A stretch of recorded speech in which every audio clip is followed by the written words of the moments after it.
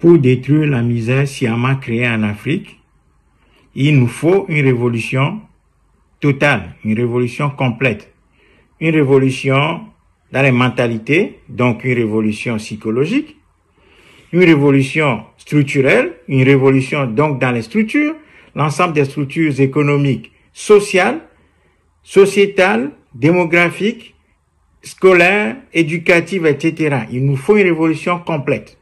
Ceci dans la mesure où, sans un changement radical, il n'y aura pas de réappropriation de la terre africaine par les Africains et il n'y aura pas une mise en valeur plus rationnelle et plus égalitaire des ressources au profit des populations. Donc, nous devons absolument faire cette révolution parce que le problème est très profond en réalité. Et il faut l'analyser froidement, il faut continuer à regarder le problème froidement.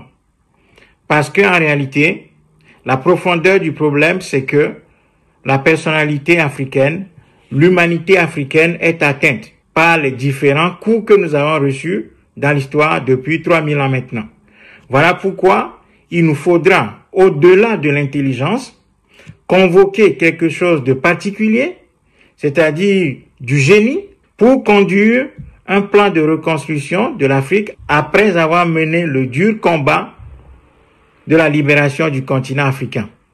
Donc, il va nous falloir convoquer du génie qui nous donne la capacité de pouvoir conjuguer plusieurs facteurs, plusieurs éléments, avec au centre les ressources humaines refaites pour relancer le continent africain.